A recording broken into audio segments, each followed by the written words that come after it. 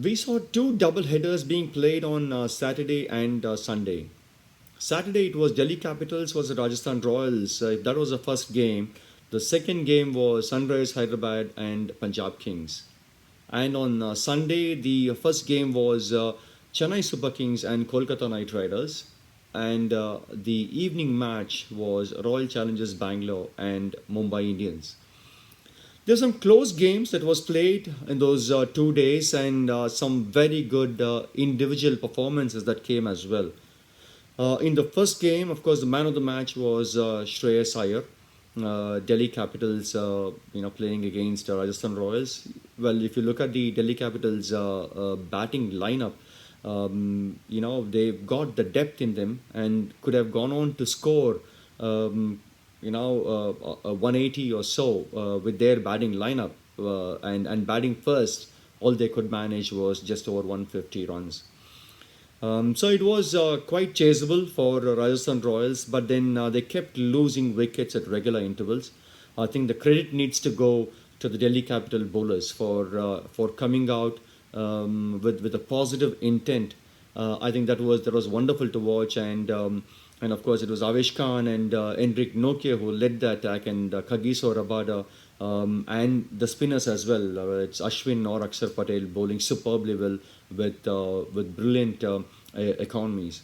So it was just one person who stood there for Rajasthan Royals. That was their captain Sanju Samson, who remained not out, and none of them stayed with him or gave him the company or built partnerships. Hence they lost the game, which they could have won, could have chased, and of course Delhi Capitals managing those 2 points as well.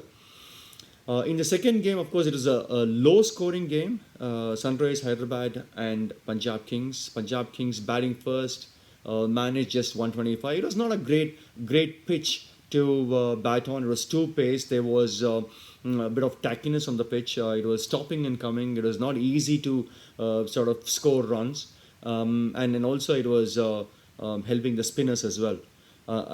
Though the score was just 125, they came out with fantastic body language, and the pace attack was led by Mohammad Shami.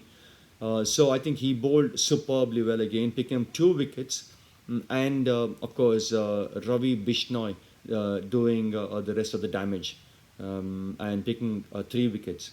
I think all in all, a huge effort from Punjab Kings, and they needed the 2 points. They looked in good form, but they were not able to finish off games. But then this game they managed to do that, and this should have given them a lot of confidence going forward into the game. And they did pick up those 2 points and have got 8 points in total in this competition so far. Of course, the next game on Sunday, the first one was.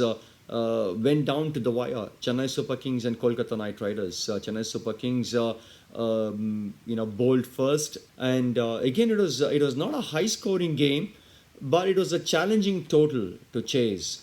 I think the Chennai Super Kings in their chase were well placed when they started off their innings, but in the middle they lost wickets. But again, then finally it came down to Ravindra Jadeja on the crease, and requiring 26 runs in the last 2 overs. He managed to score 22 in the penultimate over, and the equation came down to 4 runs in the last over. Of course, again they lost 2 wickets in that 20th over, and finally it came down to the last ball where they had to get 1 run, and they did manage to end on the winning side, collecting those 2 points. And with those 2 points, they went up to the first position.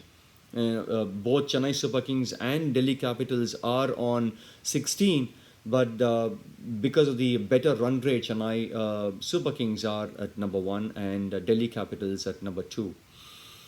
And the second game, of course, it was RCB and Mumbai Indians. The evening match, Mumbai Indians did have a better record against Royal Challengers Bangalore, but not on Sunday evening.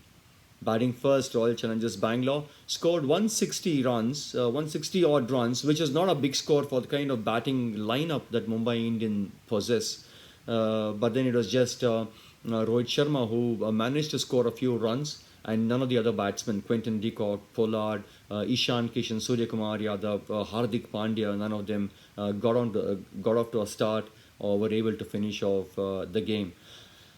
In that game, I think again the bowlers bowled outstandingly well for Royal Challengers Bangalore, and it was Chahal who picked up 3 wickets, bowled superbly well with fantastic variations, showed why he is a world class spinner, why is the best leg spinner around in the world.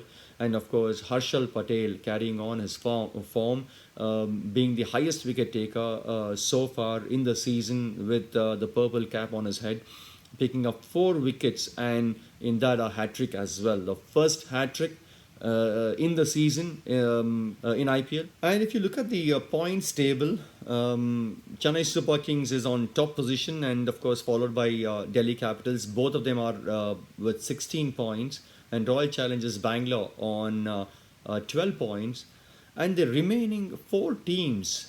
They're all on 8 points. Of course, SRH is pretty much out of the competition now. From 3 to 7, anyone has got a chance to get into the top 4. So it's going to be really great to watch a few of the matches going forward in this IPL.